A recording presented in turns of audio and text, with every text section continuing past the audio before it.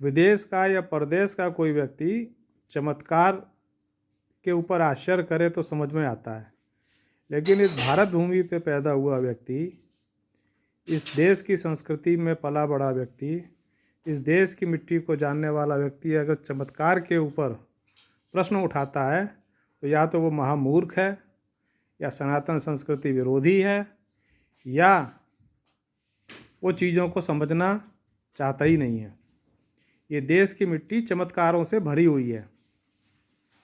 चाहे रामचंद्र जी के जीवन में हुए चमत्कार हों, चाहे श्री कृष्ण के जीवन में हुए चमत्कार हों, चाहे शंकराचार्य के दूसरी देह में जाके अनुभव लेने के चमत्कार हों, ये देश चमत्कारों की भूमि है। कहा जाता है बाबा नीम करौली ने इतने चमत्कार किए थे कि जिनको गिनना भी संभव नहीं है। तो यहाँ पर एक धीरेन्द्र शास्त्री बागेश्वर सरकार महाराज के चमत्कार के ऊपर चर्चा हो रही है। ये संसार में सबसे बड़ी मूर्खता की पराकाष्ठा है। अगर भारत भूमि से चमत्कार को निकाल दिया जाए तो यहाँ कुछ बचता ही नहीं है। ये चमत्कारों की ही भूमि है। यहाँ नित्य चमत्कार होते हैं। आज भी यहाँ सैकड़ों साधु संत, उनकी जीवनचर्या आप देखेंगे तो चमत्कारों से भरी हुई है। क्या राम भद्राचार्य जी महाराज जो जन्मजात दृष्टि से वंचित हैं, 1.5 लाख पन्नों का याद होना, कंठस्थ होना किसी चमत्कार से कम है क्या? क्या आज भी तमाम ऐसे योगी, मुनि, साधक जो भीषण विषम परिस्थितियों में, बर्फ़ में, कंदराओं में निराहार रह के तपस्या कर रहे हैं, ये चमत्कार नहीं है क्या?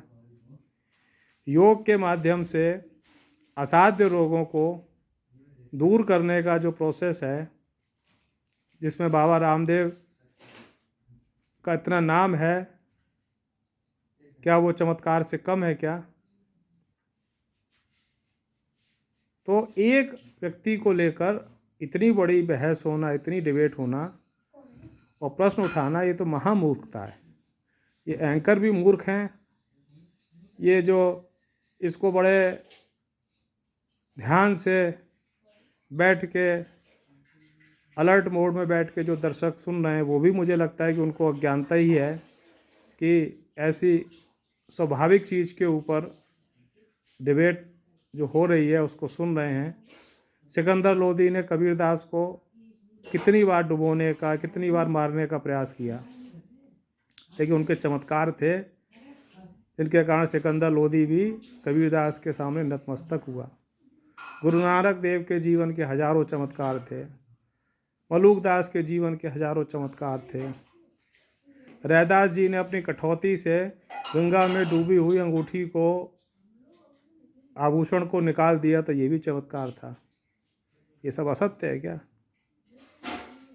रामचरितमानस के ऊपर भगवान महादेव के हस्ताक्षर होना क्या चमत्कार नहीं था क्या?